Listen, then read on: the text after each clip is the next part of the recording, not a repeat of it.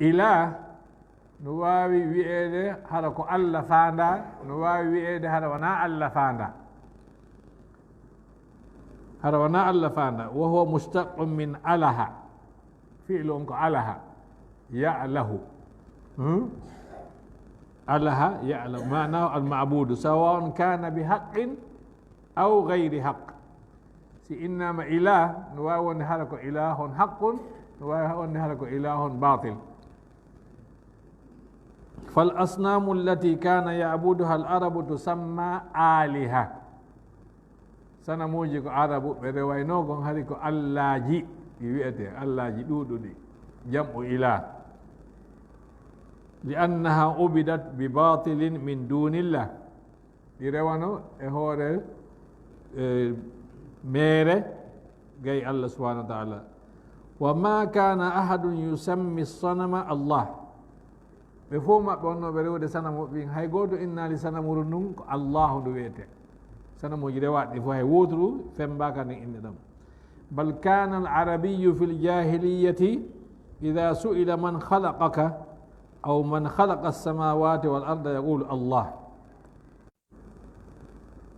komo tagi leydi e kam o en Allah. wa fihim yaqulu alqur'anu alkarim ولئن سألتهم من خلق السماوات والأرض ليقولن الله. سألندي كبه كهم بتجي أسماء وجدين إليني دين وإن تهور بلتل ونمك الله. اللطيفة الخامسة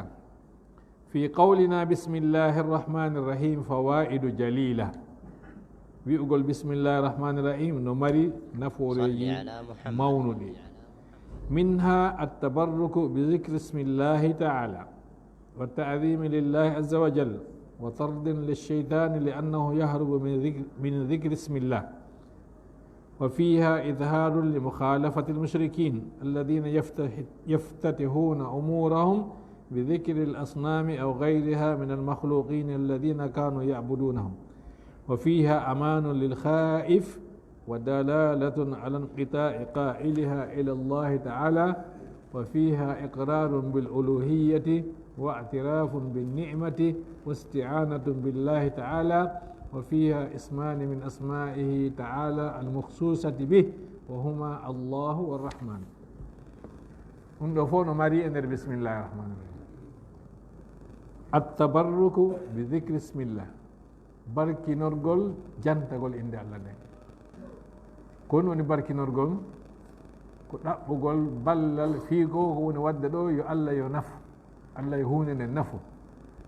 yo Allah addu nafa e mayre. ɗum woni barkinorgol fi yo Allah waɗu barki e hunde nden nde naftore. e mawningol Allah subhanahu wa ta'ala e wiigol bismillahi ko ammi woni fuɗɗorde indemo, mana a teddinimo, a mawninimo. kadi haɗa ko raɗagol seytane, sa wi bismillahi rrahmani rrahim haɗa a raɗike seytane, ka inde Allah janta o seytane dogay, o immoto ɗon fiw. no e wi'ugol bismillahi rrahmani rrahim on kadi feññingol lundagol wonnoɓe sirkude ɓen. joni an a lundike ɓen ɗon, ɓeeɗo hari ɓe innade ɓe ismi sanamu kara, ɓe innaɓe ismi sanami kada, ɓe innaɓe ismi sanami kada. ɗum ɗon on fof an on ari a lundike ɗum ɗon ayni wona ɗum ɗon fof ko inde Allah mi fuɗɗori. o nonde peuple ma o nonde ɗum ɗo, a nonde ɗum ɗo fof o nonde Allah subhanahu wa ta'ala. mana peuple on si maɓɓi hay goto wawata waɗandema hay e hunde, mo ɓeydoge acce ɗon jokka haaju mum. ko wawɗo waɗandema fof on si mapike, si a mapike ko on ɗon fuɗɗorde inde mum, ko on ɗon nonde tel o nonde tel o nonde tel, ɗum ɗo fof ala nafudema hay e hunde, par ce que ɗum ɗon fof si maɓi tun ɗiɗɗo fof diray ko Allah subhanahu wa ta'ala tun si maɓi. amma yujibul muttarra ida da'aw o faabuma. ɓe piiji ɓuyi koɓe waɗata kon ɓe innayi ɓe fuɗɗore ɗum jantagol inde sanamuji, ma jantagol yimɓe wonanoɓe tagaɓe, wonanoɓe rewede, ma wonanoɓe mawninede fimu. wiigol bismillahi rrahmani rrahim on kadi no addana huluɗo on hoolare. hari ɗa huuli kono a inni joni mi fattori ɗum ɗo, mi barkori oɗo, hande kadi oɗo no wawi fof, hande kadi o ittanayi lankolol angol, ɓayri miɗo wondi e oɗo, hande kadi mi huula. ɗum anndi toujours aaden holɗo yaha o bako honno wendela mo tañƴe waaway mo tañƴini waaway dandudemo siko pawi ko dosu ko yaha takko koto makko so tawi koto makko ala ɗon yaha takko baaɓe makko awa mema a faami tawi to kanko ɗum o susta wolde ɗum ɗon awa mema tumo dari takko faamotoɗo moyne awa meman mo anndi sabi goɗɗo heɓike ko wawata faabademo no dalalatun ala inqita'i qailiha ila llah mana oɗo kadi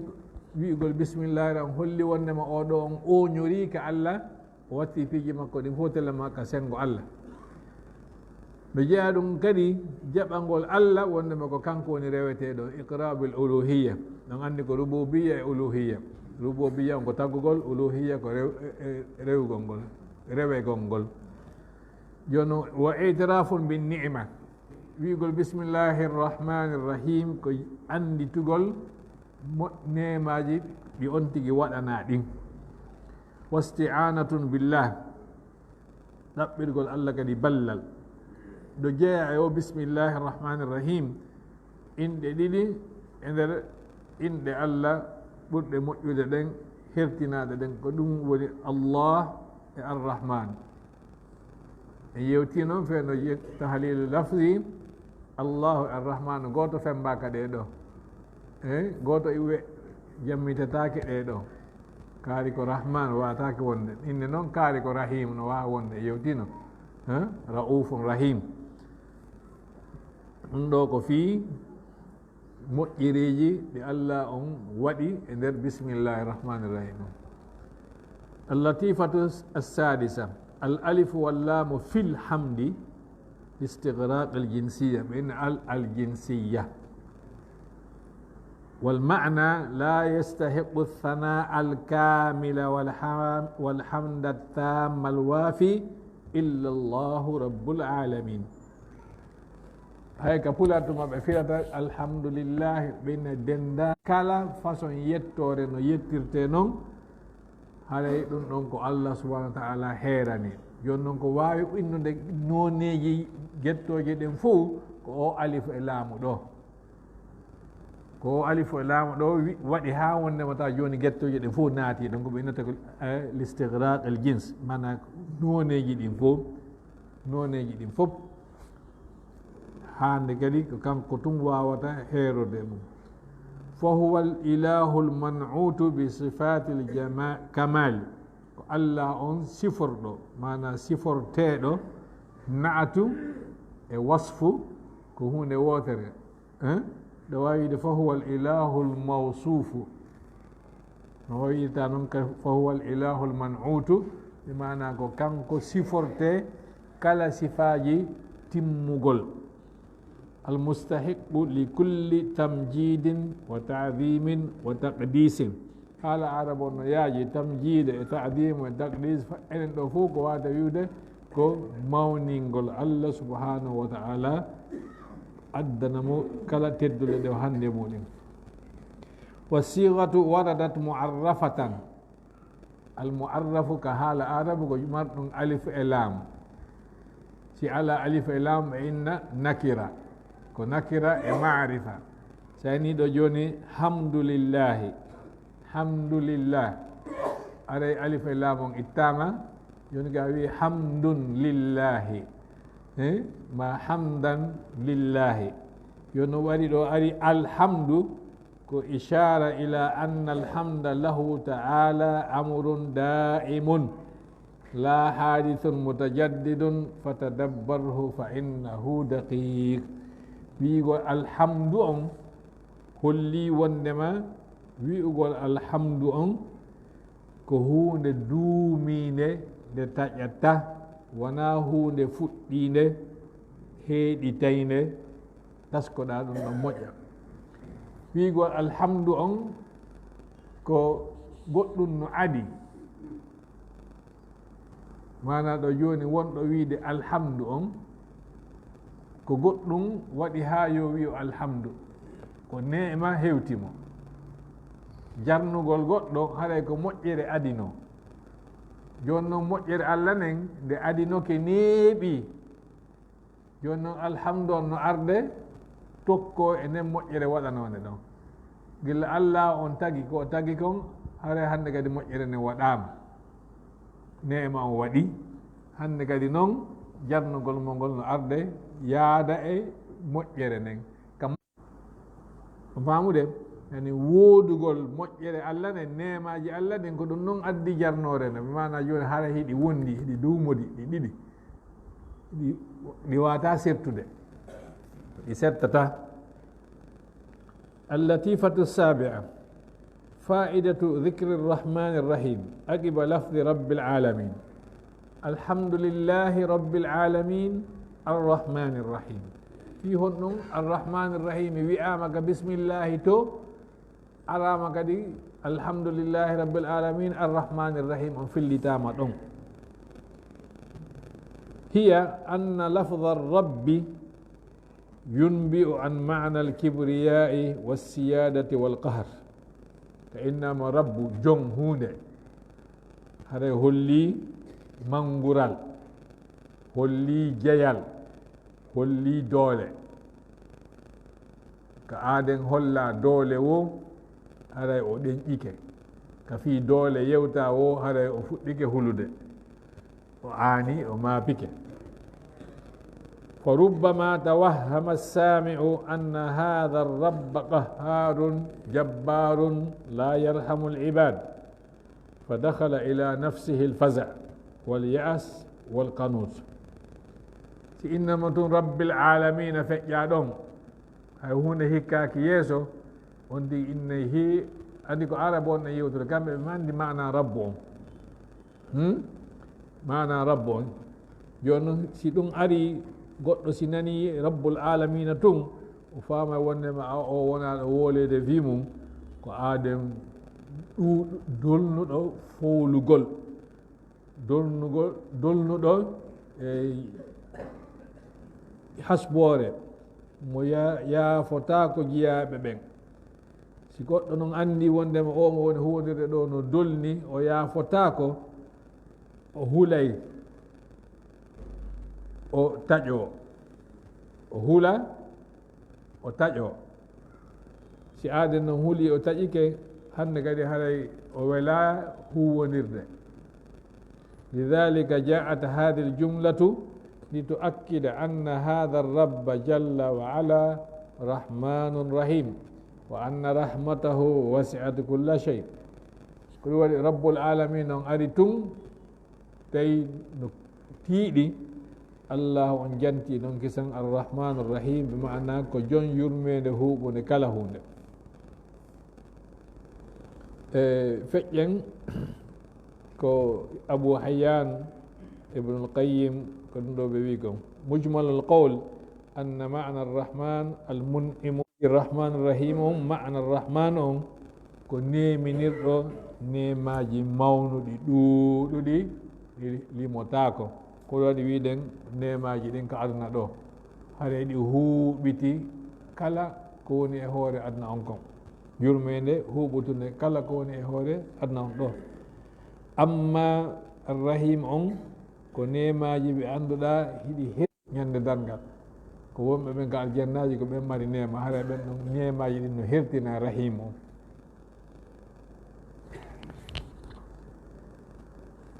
اللطيفة الثامنة ما ذهب إليه قوله تعالى إياك نعبد وإياك نستعين ويقول كأن الله دي ونكم من رواتا كأن الله تيجي ونكم من دبرت بلل فيه التفات من الغيبة إلى الخطاب حال عرب ونحال جلوتو دي نون ko noneji tati wonɓe huwonirde ɓen ka haala ko yewtowo on e wonaɗo yewtede on e wonaɗo yewtede fimum on ko ɓeɗo tato woodi ko imma ko an woni goɗɗo no yewtude si wona o yewtowo awa ko kanko wona yewtede himo fewta himo nande ko wona yewtede ko ma himo fewta himo yewtede ma o ala ɗon ko fi makko wona yewtede o ala ɗon ko fi makko wona yewtede sa ndaari ɗo joni alhamdulillahi rabbil alamin o ɗo wona kanko woni wowlude, wona kanko allahu rabbul alamina woni wowlude. O fewtaka kadi ka yewtere o joni haɗay ko konti ko wona ɗo yewtede fi mum. Ka inna on ma oya haala arab haɗay woni ghaib.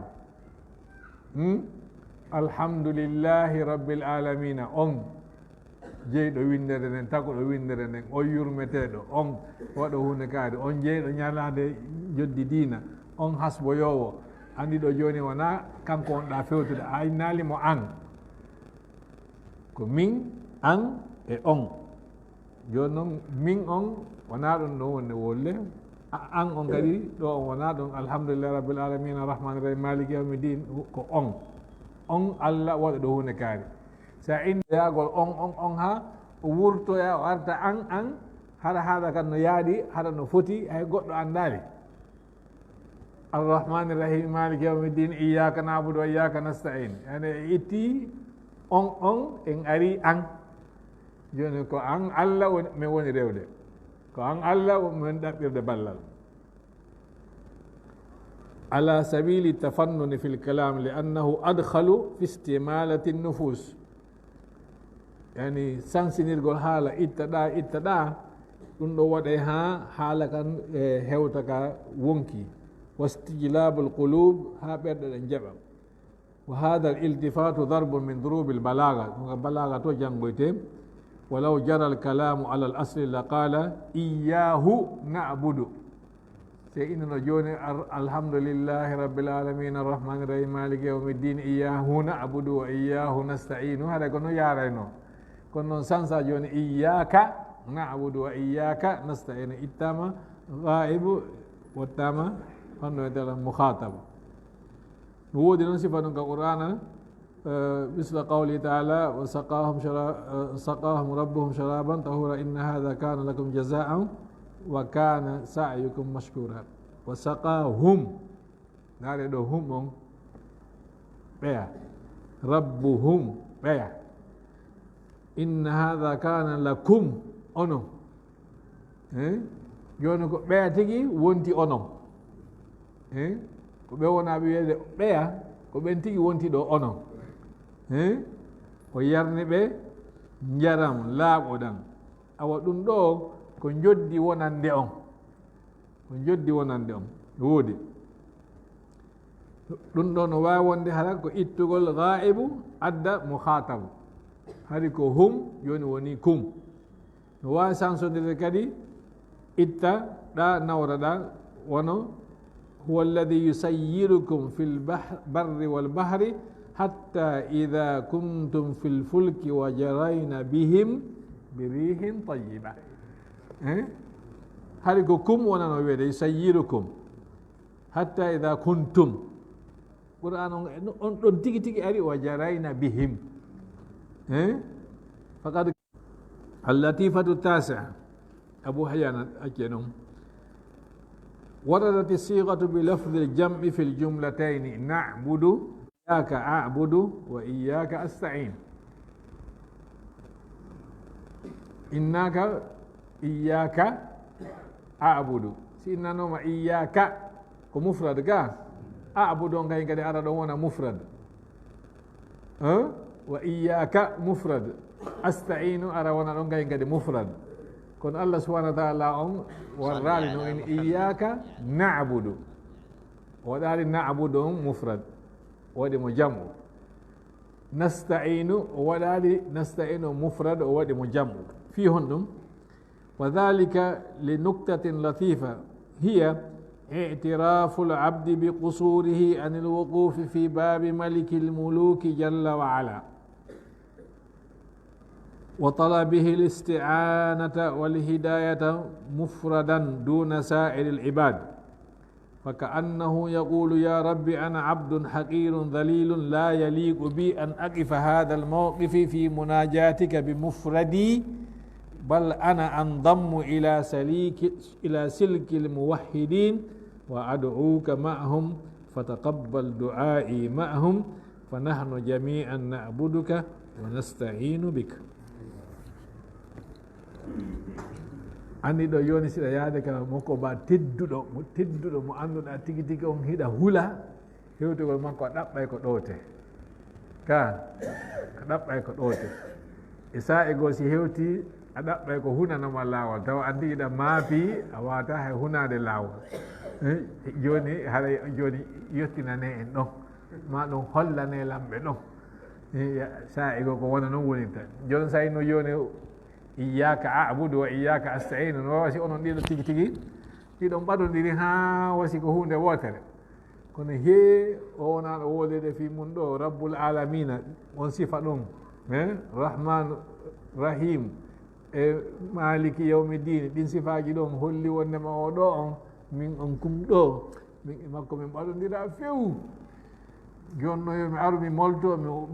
mi naata e jama wi wongi yahude nge min kadi mi natoroya ɗon si innama fo yo naatu fof kikkiri an kadi natora ɗon yaaha inna ko minen fof tawanno nokkel kaani mi mana ɗo iyaka naabudo no hollugol wondema an on hiɗa fanɗani fewtugol allah an e makko tum onon ɗiɗo tum ɗa fanɗani ɗum joni noon ɓayri ɗa fanɗani ɗum be takkoɗa e woɓɓe goo wonda e ɓen ɗon waɗon ko waɗete kon ko ɗum woni na'budu on bi sigatil jam'i wa nasta'inu bi sigatil jam'i famine joni iltifatu en waɗi kadi sigatul jam'i on kadi waɗi goɗɗum ngo kadi no woodi wa taqdimu al-maf'ul ainu yufidu al-qasra wa at-takhsis kama fi qawlihi wa iyaya farhabun kama yufidu at-ta'dhimu wal ihtimam bih walihtimamu bihi min ɗo ha no woodi ka ihtimam anda siko min tun on itte ha on min ɗo ihtimamuhu bihi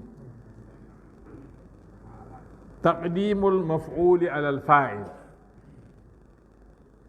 on andi no wawno sellude na'budu iyyaka wa nasta'inu iyyaka jonnon allah subhanahu wa ta'ala on ardini iyyaka on taw si o janti noon na'budu on e nasta'inu on ko ɗum innete alqasru wa takhsis mana men ɗen hertinanma ɗum ɗo ko an men hertinani ɗum ɗo sayno joni na'budu iyyaka no wawi wondema an no gasa kadi goɗɗo goga ɓaɗo takko ma ɗon kono sa inni iyyaka na'budu goto tawatake hande kadi adorgol maf'ul on edi fi'il on hande kadi waɗi takhsis waɗi qasr innama qasr mana kupi hande kadi hay hunde wata natude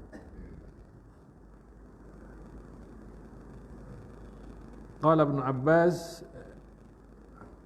wa iyaya farhabun yani iyaya farhabun on ko ɗum ɗo woni fi'il fa'il on iyaya kanko ni maf'ul ibn abbas wi ma'nahu na'buduka wala na'budu ghayraka ɗum woni ma'nahu kono no hertina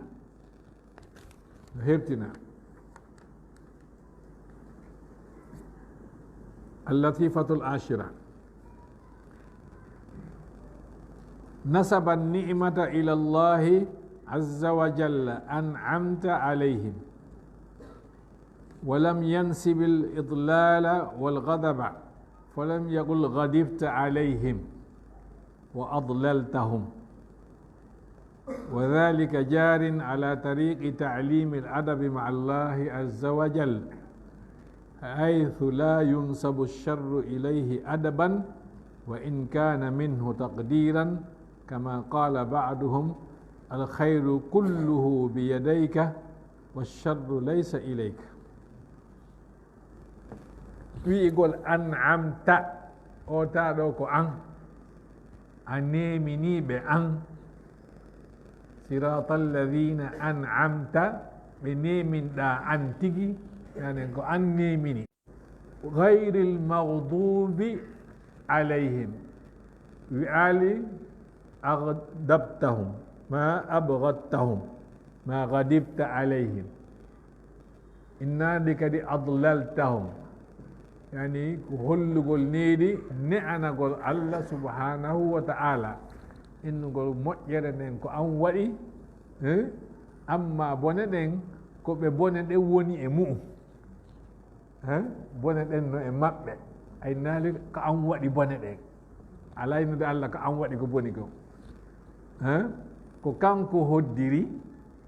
kono ne'anagol mo kanko Allah a neminali ɓeeɗo o tikkanɗa ɓeeɗo ko ɓe tikkire ma nde woni e mum eɓe majjere nden woni e mum yani a nattan hunde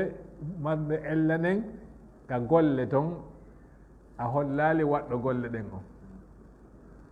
a hollali waɗɗo golle ɗen on gayril maghdubi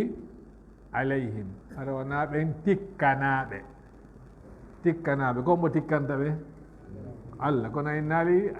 ɓe tikkanɗa ɓen ay naali ɓe tikkanɗa ɓen ko ɓen tikkanaɓe dalina majjuɓe ɓen ay naali kadi ɓe majjinɗa ɓen ne anagol Allah subhanahu wa ta'ala tikkugol ngol ko kanko hoddiri majjere nden ko kanko hoddiri kono ne anagol mo kanko Allah subhanahu wa ta'ala hara ay naali ko waɗoɗa ɓeeɗa waɗanɗa ɓeeɗa waɗoɗa ɓeeɗa na ina waɗani ɓeeɗa a waɗi ɓeeɗa aɗay nedi ndin no manque ndo fof ko qur'ana woni e jannude yen anndu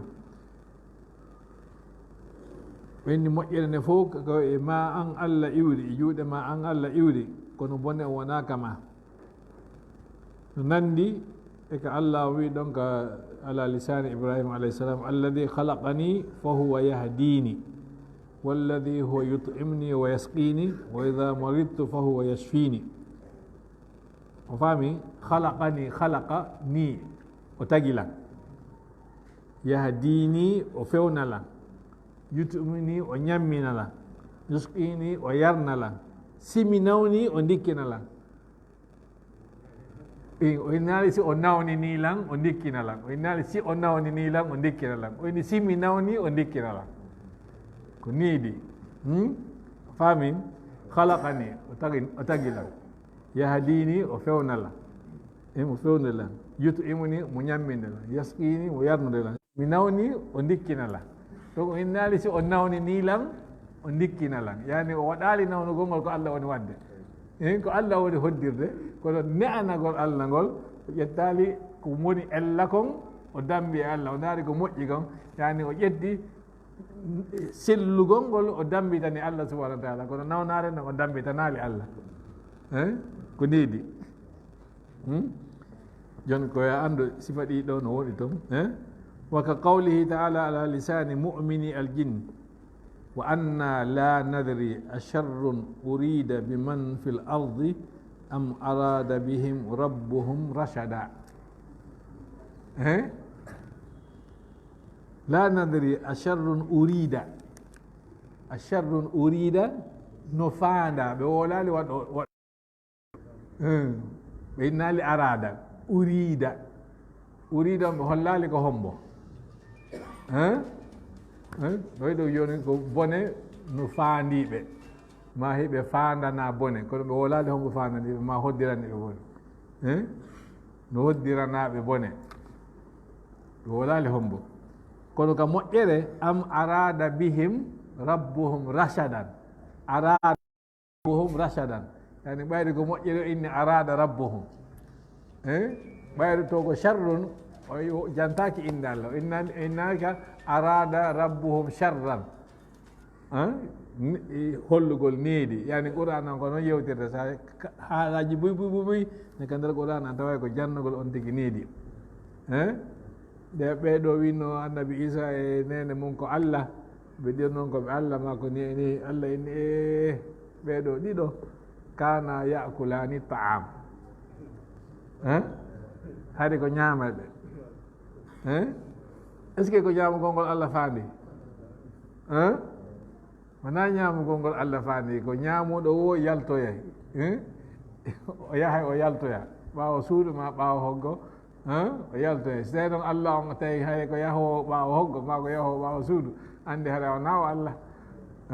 haɗa o wata wonde allah hannde kadi kono allah wi aali wonde maɓe yaltoyay ɓoy tum ɓe ñaama e ñaamete joni an kadi a famana ɗon hoorema mo ñaami ñaamete wondema ɓe o yaltinoyamo ko niidi onon ɓurano yeltotago ɗum waɗi innugol joni enen alhamdulillah ni needi no wonno law ko innete miɗo takkitade no nanngude salligi nde yaade ɓaawa suudu nde yaade ɓaawa hoggo e fof si innama ɓaawa suudu no annda haɗay ko huntugol haaju toso ko si innama ɓaawa hoggo haɗay ko huntugol haaju jano e kono en woolata enen tigi tigi e enen kadi ko noon haade ni needi no woodi alhamdulillah rabbil alamin en ƴetta e ɗiɗo seeɗa ko fatiha ɗo tun addaqa egol bayaniya fi surati l fatiha aɗen ko nawol awwal ley hay so nanngal abou hayyan النوع الأول حسن الافتتاح وبراءة المطلع سكي يوتينا تامون كا ليرو فينا عفوا هم عندي تنال اندرت هذا وصلى الله وسلم على نبينا محمد وعلى اله وصحبه وسلم ليرو يوني سي سينيالا لا هيك قول السلام عليكم